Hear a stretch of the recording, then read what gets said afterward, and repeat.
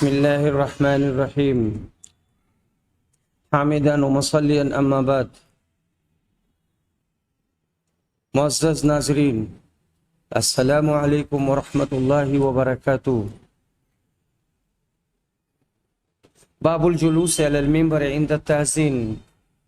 قال الامام البخاری رحمہ اللہ حدثنا یحیی بن بکیر قال حدثنا اللیث عن عقیل عن ابن شہاب ان السائب بن یزید اخبره ان التأذین الثانی یوم الجمعہ امر به عثمان حين كثر اہل المسجد وكان التأذین یوم الجمعہ حين يجلس الامام۔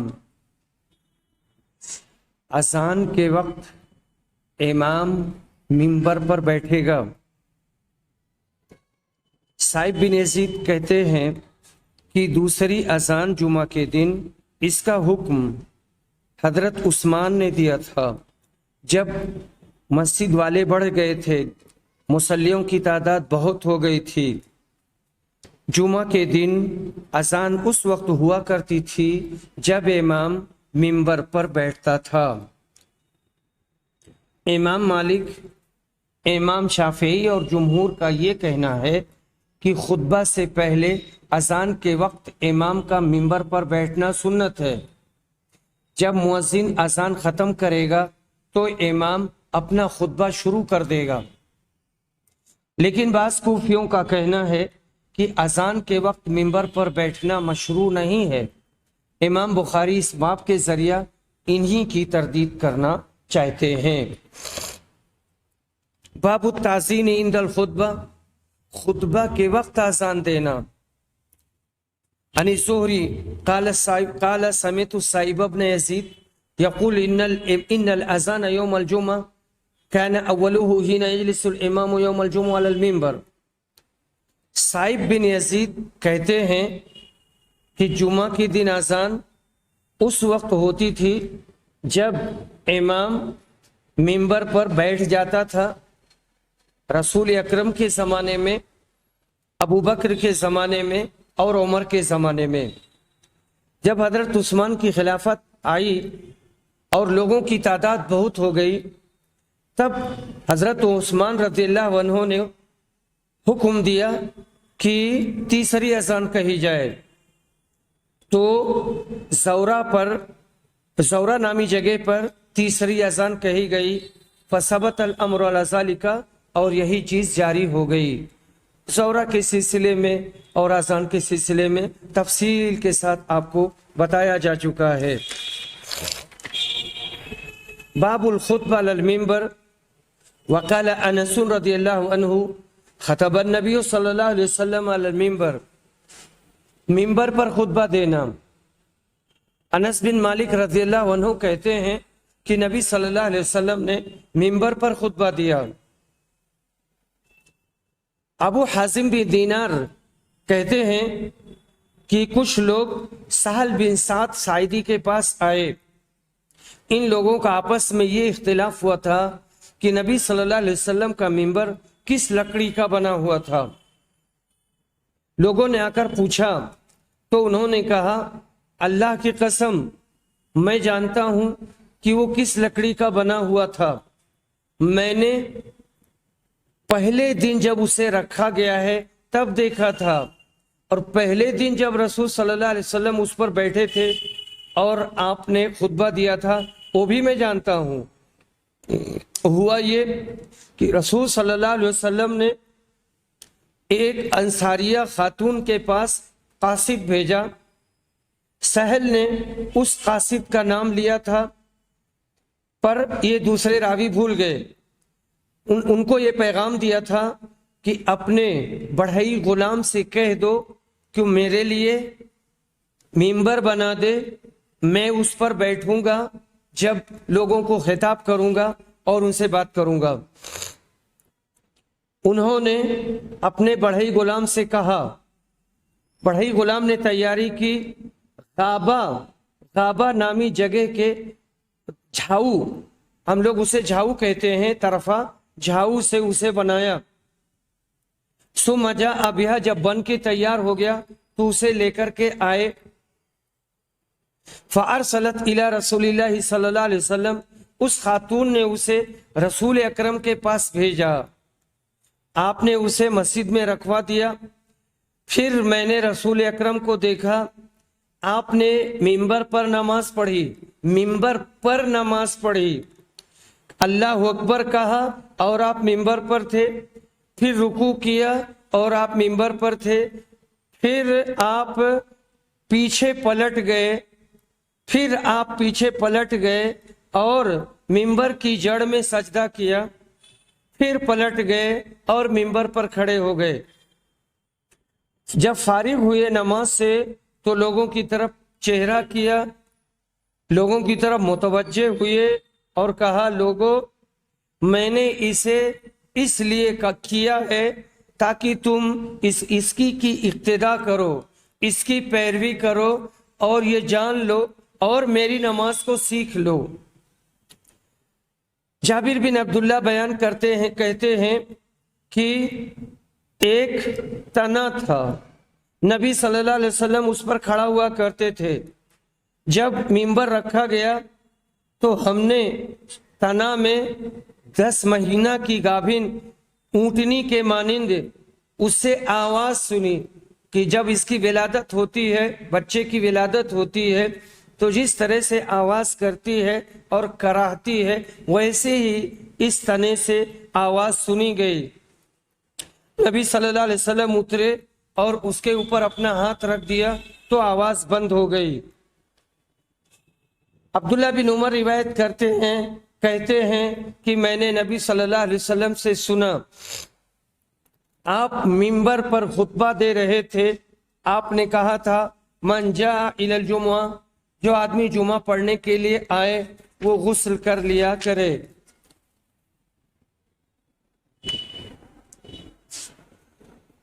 العشار یہ اوشرا کی جمع ہے۔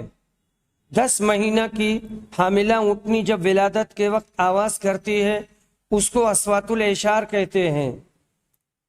کھجور کے تنا سے ایسے ہی آواز آئی تھی۔ یہ خرق عادت ایک چیز ہے اور اللہ تعالی ہر چیز پر قدرت رکھتا ہے، اور اس طرح کی چیزیں رسول صلی اللہ علیہ وسلم کی زندگی میں بھری پڑی ہیں، جن کو دیکھ کر لوگ مسلمان ہوتے تھے اور ایمان لاتے تھے۔ باب الخطبۃ قائمہ، اس مسئلے کا بیان کہ کھڑے ہو کر کے خطبہ دیا جائے گا۔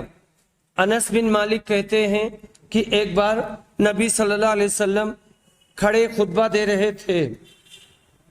ابن عمر رضی اللہ عنہ روایت کرتے ہیں، کہتے ہیں کہ نبی صلی اللہ علیہ وسلم کھڑے خطبہ دے رہے تھے۔ نبی صلی اللہ علیہ وسلم کھڑے ہو کر خطبہ دیتے تھے، پھر بیٹھ جاتے تھے، پھر کھڑے ہوتے تھے، جیسے کہ تم لوگ اب کیا کرتے ہو۔ جمعہ کا خطبہ کھڑے ہو کر دیں گے، یہ باب کی حدیث اور قرآن سے ثابت ہے، جیسے کہ قرآن میں ہے وَتَرَكُوكَ قَائِمًا، اور تم کو لوگوں نے کھڑا چھوڑ دیا۔ اس کا مطلب یہ ہے کہ کھڑے کھڑے خطبہ دیں گے۔ بعض علماء نے اس پر اجماع نقل کیا ہے، یعنی اتفاق ہے کہ کھڑے ہی کر خطبہ دیں گے، کھڑے ہی ہو کر خطبہ دیں گے۔ اگر امام کھڑے ہو کر خطبہ دے سکتا ہے تو کھڑے ہونا ضروری ہے، اور یہ شرط ہے، جمہور اہل علم کا یہی کہنا ہے۔ حضرت عثمان اور حضرت معاویہ کے بارے میں جو منقول ہے کہ وہ بیٹھ کر خطبہ دیتے تھے تو اس کو عذر اور ضرورت پر محمول کیا جائے گا۔ معذور آدمی بیٹھ کر خطبہ دے سکتا ہے۔ باب یستقبل الامام القوم واستقبال الناس الامام اذا خطب، واستقبل ابن عمر وانس رضی اللہ عنہم الامام۔ امام جب خطبہ دے گا تو لوگوں کی طرف منہ کرے گا اور اس کی طرف متوجہ ہوگا۔ ابن عمر، انس رضی اللہ عنہ نے امام کی طرف منہ کیا۔ اور یہاں پر جو روایت ہے ابو سعید خدری کی کہ نبی صلی اللہ علیہ وسلم ایک دن ممبر پر بیٹھے اور ہم لوگ بھی آپ کے ارد گرد بیٹھ گئے۔ یہ خطبہ جمعہ کے علاوہ تذکیر اور نصیحت کے لیے تھا۔ جب جمعہ کے علاوہ خطبہ میں لوگوں کا یہ حال تھا کہ خطبہ جمعہ میں بدرجہ اولا توجہ ہوگی، یعنی نبی صلی اللہ علیہ وسلم جب تذکیر و نصیحت کرتے تھے تو لوگ آپ کو گھیر لیتے تھے اور توجہ سے سنتے تھے، تو جب جمعہ کا خطبہ دیتے تھے تب اس کا کیا حال ہوگا، کتنی توجہ کے ساتھ لوگوں نے سنا ہوگا اور سنتے رہے ہوں گے۔ اسی لیے خطبہ جمعہ میں استماع اور انصات کا خصوصی حکم ہے کہ لوگ دھیان سے سنیں اور خاموش رہیں۔ باب من قال فی الخطبہ بعد ثناء اما بعد، خطبہ میں حمد و ثنا کے بعد اما بعد کہنا۔ اکرمہ نے ابن عباس نے اسے نبی صلی اللہ علیہ وسلم سے روایت کیا ہے۔ فاطمہ بنت منذر روایت کرتی ہیں اسماء بنت ابی بکر سے، یہ کہتی ہیں کہ میں عائشہ کے پاس گئی اور لوگ نماز پڑھ رہے تھے، میں نے کہا لوگوں کو کیا ہو گیا ہے؟ انہوں نے سر سے آسمان کی طرف اشارہ کیا، میں نے کہا یہ کوئی نشانی ہے؟ انہوں نے اپنے سر سے اشارہ کیا کہ ہاں۔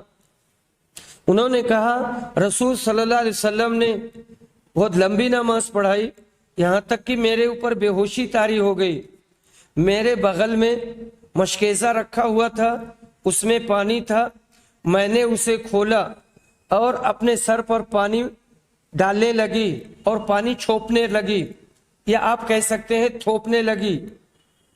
رسول صلی اللہ علیہ وسلم نماز پڑھا کے پلٹے اور سورج روشن ہو چکا تھا، آپ نے خطبہ دیا، اللہ کی تعریف کی جس کا وہ حق رکھتا ہے، پھر کہا اما بعد۔ یہی اصل محل شاہد ہے، اسی ٹکڑے کو بیان کرنے کے لیے اتنی لمبی روایت امام صاحب نے روایت نقل کی ہے۔ قالت اور کہتی ہیں کہ انصار کی کچھ عورتیں شور کرنے لگیں، میں ان کی طرف پلٹ کر گئی تاکہ ان کو خاموش کر دوں۔ میں نے عائشہ سے پوچھا رسول صلی اللہ علیہ وسلم نے اس بیچ میں کیا کہا تھا؟ یعنی یہاں سے گئیں، جا کر کے ان کو منع کیا، پھر پلٹ کر آئیں تو ان کی توجہ ہٹ گئی تھی۔ قالت انہوں نے کہا قال ما من شيء لم اكن اريته الا قد رايته في مقامي هذا، اب تک جو چیزیں میں نے نہیں دیکھی تھی اس جگہ پر میں نے دیکھ لیا ہے، جنت و جہنم کو بھی دیکھ لیا ہے۔ میری طرف وحی کی گئی ہے کہ تم اپنی قبروں میں دجال کے فتنے کے مانند یا اس کے قریب قریب آزمائے جاؤ گے۔ تم میں سے کسی کے پاس آیا جائے گا، اس سے کہا جائے گا اس آدمی کے بارے میں تمہارا کیا علم ہے، مومن یا موقن؟ اس میں ہشام کو شک ہے کہ مومن کہا تھا یا موقن۔ وہ کہے گا وہ اللہ کے رسول تھے، وہ محمد تھے، وہ ہمارے پاس دلیلیں لائے، ہدایت لائے اور کتاب لائے، ہم ایمان لائے، ہم نے اس کو قبول کیا، ہم نے پیروی کی، ہم نے ان کی تصدیق کی۔ کہا جائے گا آرام کے ساتھ سو جاؤ، ہم جانتے تھے کہ تم ان پر ایمان لانے والے ہو۔ لیکن منافق یا جس کے دل میں شک ہے، ہشام کو شک ہوا کہ منافق کہا یا مرتاب کہا، اس سے کہا جائے گا اس آدمی کے بارے میں تم کیا جانتے ہو؟ وہ کہے گا میں کچھ نہیں جانتا، میں نے لوگوں سے سنا کچھ باتیں کہتے تھے وہی میں بھی کہتا تھا۔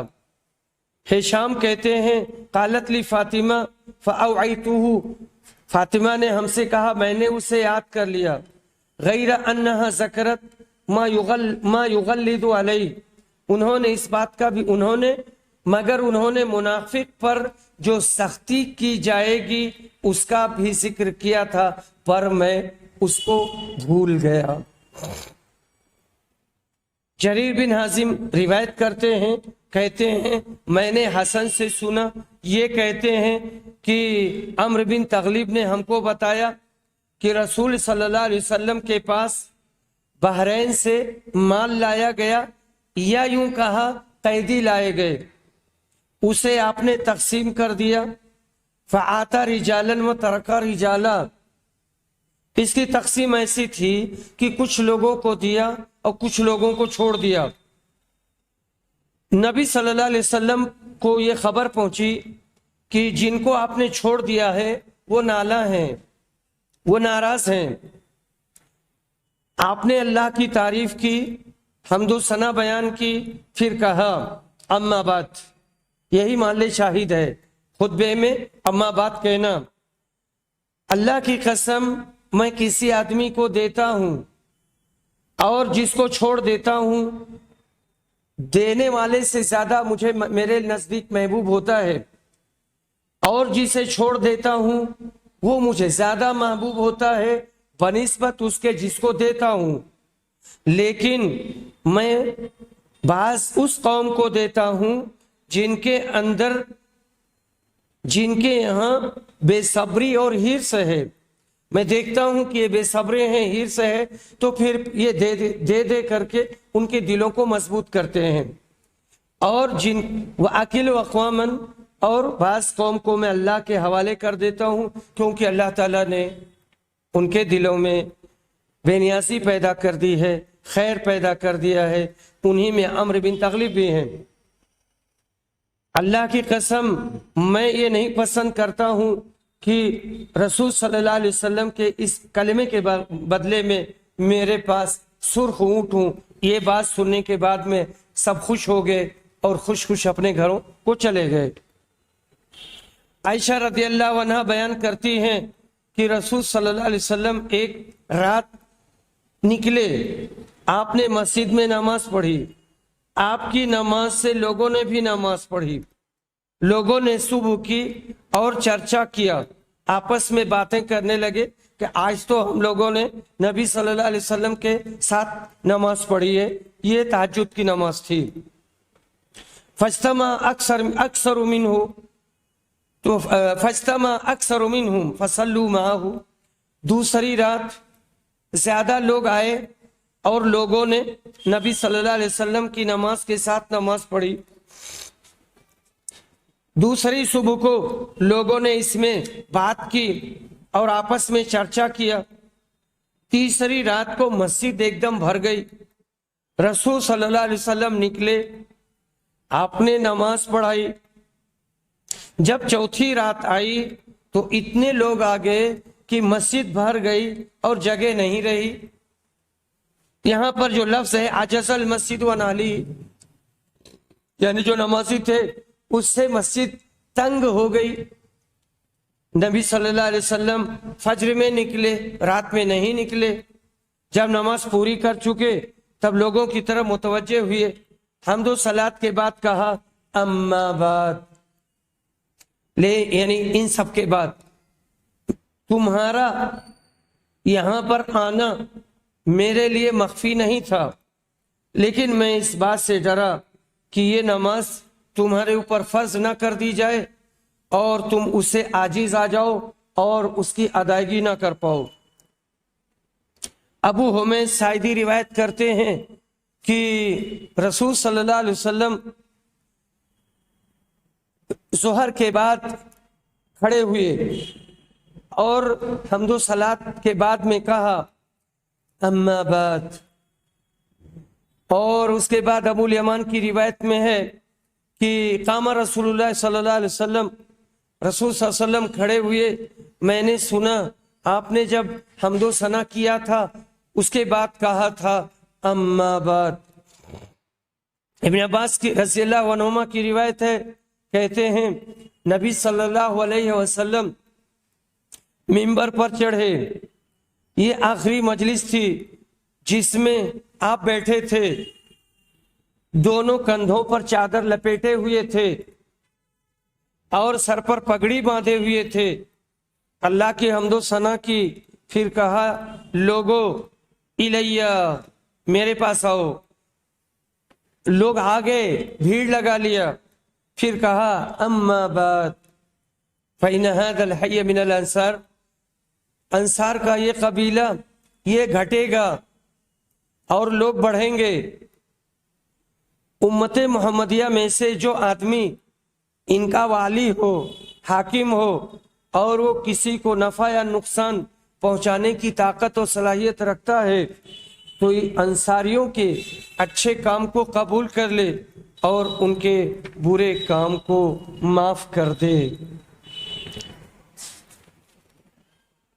अम्मा बाद खुतबा में तशहुद के बाद कहेंगे। अरब के लोग इसे हमेशा कहते रहे हैं, हमेशा इसको कहते रहे हैं। ये खुतबा ही के साथ खास नहीं है, किताब, खुतूत और रसाइल के शुरू में भी हम्दो सलात के बाद अम्मा बाद लिखना जायज है। वयतजावज़ु अन मुसीइहिम, रसूल सल्लल्लाहु अलैहि वसल्लम ने कहा था कि इनमें से जो बुरा करने वाले हैं, गुनाह करने वाले हैं, उनको माफ कर देना। खता माफ करने का मतलब ये नहीं है कि अंसार से हुदूद भी माफ है। हुदूद अल्लाह की तरफ से मुकर्रर हैं, इनको माफ करने का अख्तियार किसी हाकिम को नहीं है। यहाँ खता से मुराद तासीरी गलतियां हैं। अगर अंसार से हल्की फुल्की गलतियां सरजद हो जाए तो उनको माफ कर दिया जाए। इनकी कुर्बानियों के पेश नज़र आपने ये खुसूसी वसीयत फरमाई थी। बाबुल क़ादा बैनल खुतबतैन यौमल जुमा, जुमा के दिन दोनों खुतबों के दरमियान बैठना। यहाँ पर जो रिवायत है कि नबी सल्लल्लाहु अलैहि वसल्लम दोनों खुतबों के दरमियान बैठते थे, ये आपकी सुन्नत है, इस पर अमल करना चाहिए। बाबुल इस्तिमा इलल खुतबा, खुतबा गौर से सुनना। अबू हुरैरा रज़ियल्लाहु अन्हु रिवायत करते हैं, कहते हैं कि नबी सल्लल्लाहु अलैहि वसल्लम ने फरमाया कि जब जुमा का दिन आता है तो फरिश्ते मस्जिद के दरवाज़ों पर बैठ जाते हैं और तरतीब के साथ लोगों का नाम लिखते हैं, अल अव्वल फल अव्वल, यानी पहला तब दूसरा तब तीसरा। और जो आदमी सवेरे और अव्वले वक्त में आता है तो इसकी मिसाल ऐसे है जैसे कि आदमी ने कुर्बानी पेश की, ऊंट की कुर्बानी पेश की, फिर जिसने गाय की कुर्बानी पेश की, फिर जिसने मेढ़े की कुर्बानी पेश की, फिर जिसने मुर्गी दिया, फिर जिसने अंडा अल्लाह के रास्ते में दिया। जब इमाम निकलता है तो फरिश्ते सहीफे लपेट देते हैं और जिक्र सुनते हैं। जिक्र से मुराद खुतबा है।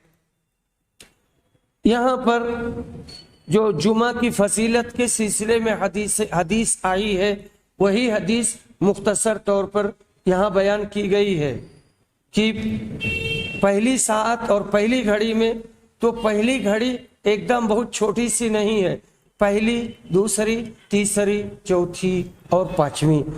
तो पहली घड़ी में ऊंट, दूसरी घड़ी में गाय, तीसरी में मेढ़ा, चौथी में मुर्गी और पांचवी में भैंसा यानी अंडे का सवाब मिलता है। इसके बाद में हमारा जो बाब है और जो मसला है वो ये है कि इमाम ने एक आदमी को देखा, वो आए और बैठ गए। इमाम खुतबा दे रहे थे, इमाम ने उनसे कहा खड़े हो जाओ और तुम 2 रकत नमाज पढ़ लो। ये रिवायत जाबिर बिन अब्दुल्ला की है। वो कहते हैं कि एक साहब आए, नबी सल्लल्लाहु अलैहि वसल्लम जुमा का खुतबा दे रहे थे। आपने कहा असलैत या फुला ने, तुमने तहियतुल मस्जिद पढ़ी? उन्होंने कहा नहीं। आपने कहा खड़े हो और पढ़ो, 2 रकत तहियतुल मस्जिद पढ़ लो। ये जो आने वाले शख्स थे, इनका नाम था सुलैक बिन अम्र अल गतफानी। और दूसरी बात इसमें ये कि इमाम हर जगह लोगों का मुहासबा कर सकता है।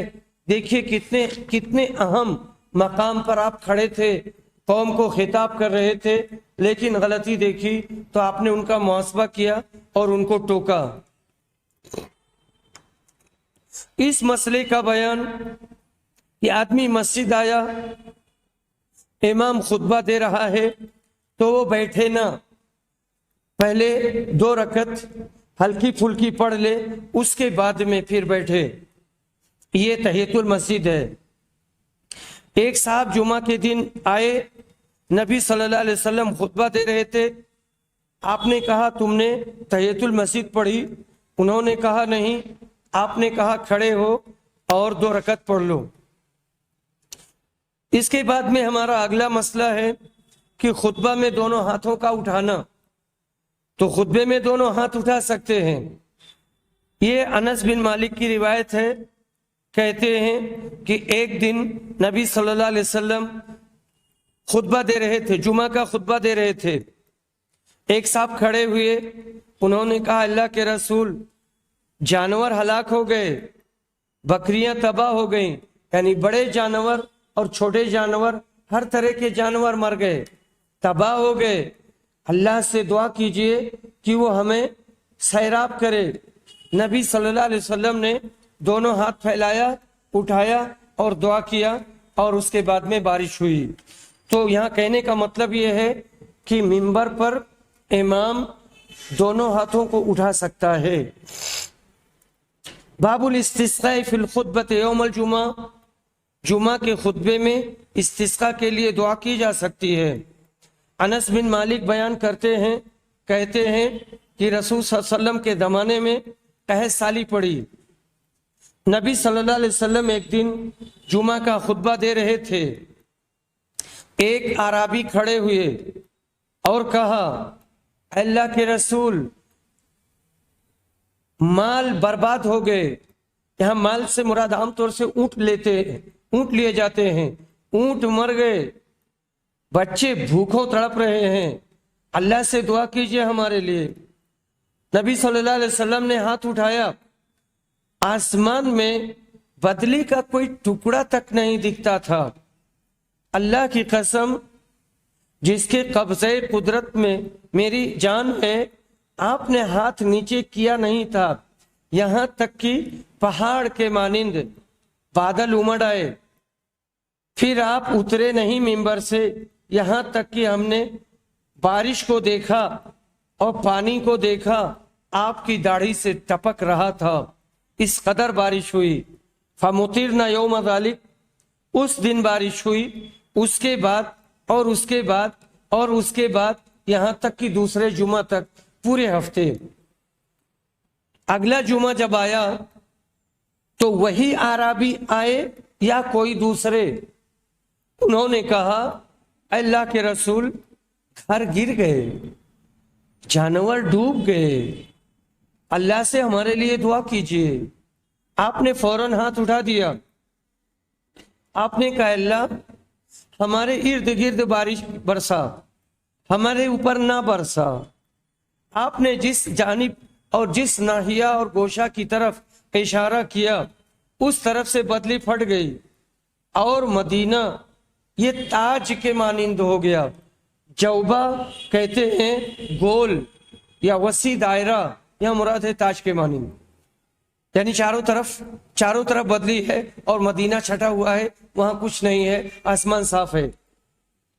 और वादी कनात 1 महीना तक बहती रही।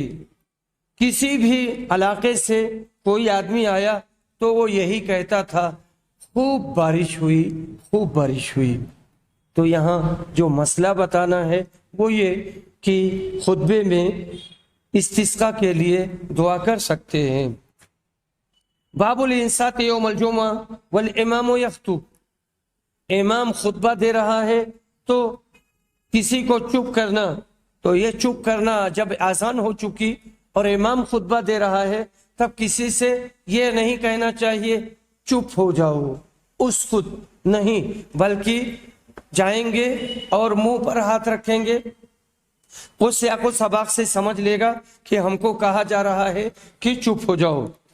वह इज़ा क़ाल ले साहिबी ही अंसित फ़क़त लगा, अगर आदमी ने अपने दोस्त और साथी से कहा चुप हो जाओ तो उसने गलत किया और लग़व किया।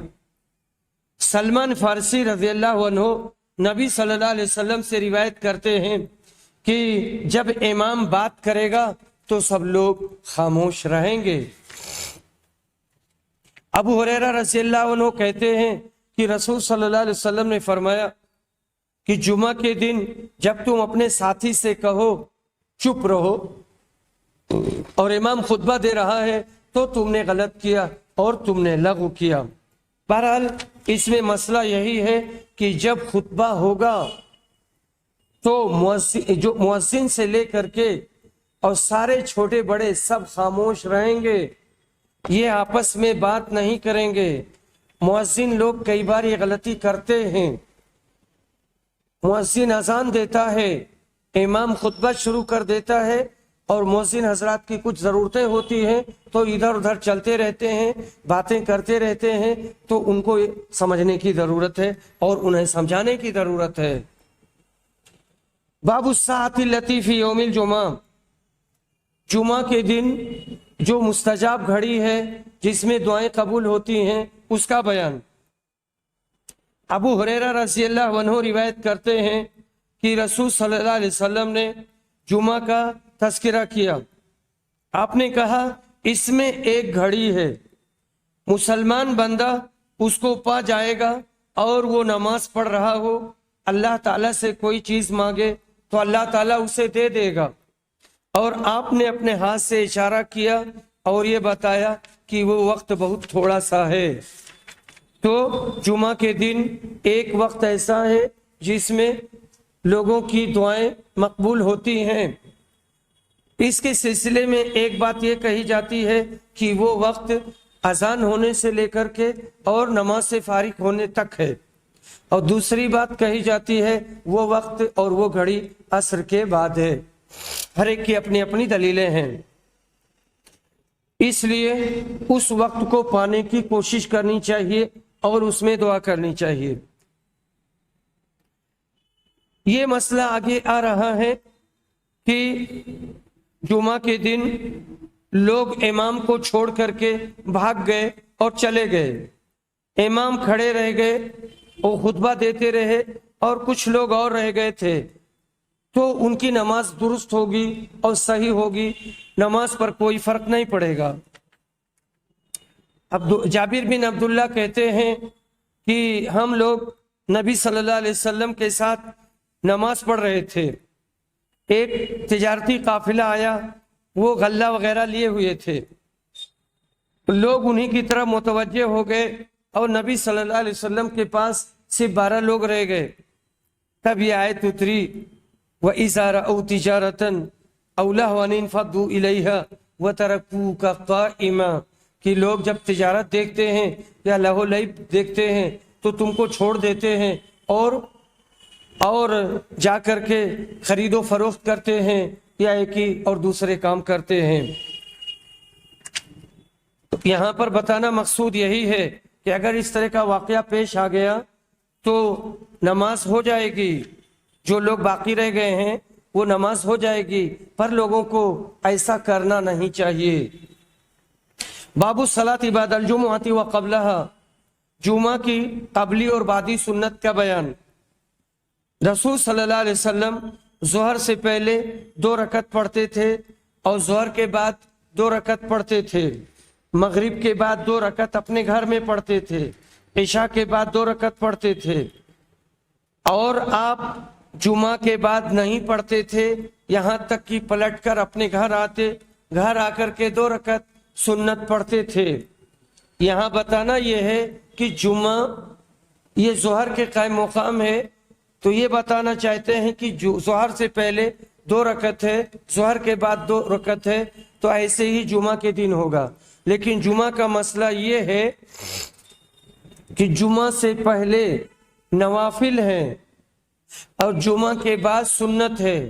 جمعہ کے بعد مسجد میں اگر پڑھتے ہیں تو 4 رکعت سنت ہے، گھر میں پڑھتے ہیں تو 2 رکعت ہے، یا یہ کہ اس میں اختیار ہے آدمی 2 پڑھے یا 4 پڑھے، 4 کامل ہے اور 4 بڑا ہے اور 4 قولی حدیث ہے اور 2 فعلی حدیث ہے۔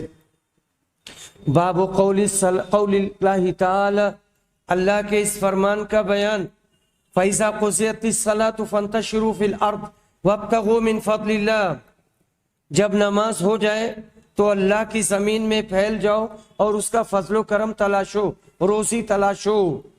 यहाँ पर सेगा अम्र का आया है, पर ये वजूब के लिए नहीं है, इस्तेहबाब के लिए है। अबू हाजिम साहल से रिवायत करते हैं, साहल कहते हैं कि हम में एक खातून थी, अपने खेत की मुडेर पर वो चुकंदर लगाया करती थी। जब जुमा का दिन आता था तो चुकंदर की जड़ें यानी चुकंदर उखाड़ करके ले आती थी, उसे साफ सुथरा करके एक पतीली में डाल देती थी, उस पर से जौ का आटा डाल देती थी जिसे उन्होंने पीस रखा था, और फिर उसे पका डालती थी। ये चुकंदर की जड़ें गोश्त के टुकड़े के मानिंद दिखाई देते थे और हो जाते थे। हम लोग जब जुमा पढ़कर पलटते थे तो उनके घर जाते थे और जाकर के उनको सलाम करते थे। ये निहायत शौक से उसको हमारे सामने पेश करती थी, वही खाना हम लोग उसे चाटते थे, बहुत खुशी से और बहुत शौक से उसे खाते थे। हम लोग जुमा की तमन्ना किया करते थे उनके खाने की वजह से कि आज जुमा का दिन है, उनके यहाँ जाएंगे और खाएंगे, ये एक शौक था। और साली की रिवायत है कि मा कुन्ना नकीलू वला नतगद्दा इल्ला बादल जुमा, हम लोग जुमा के बाद खाना भी खाते थे और कैलूला भी करते थे। बाबुल कायला बादल जुमा, जुमा के बाद कैलूला करना। अनस बिन मालिक कहते हैं कि हम लोग जुमा को सवेरे जाते थे, जुमा पढ़कर आते थे, उसके बाद कैलूला करते थे। अगली रिवायत भी साहल की है, कहते हैं कि हम लोग नबी सल्लल्लाहु अलैहि वसल्लम के साथ जुमा की नमाज पढ़ते थे और उसके बाद में हम कैलूला करते थे। व आखिरु दावाना अनिल हम्दुलिल्लाहि रब्बिल आलमीन।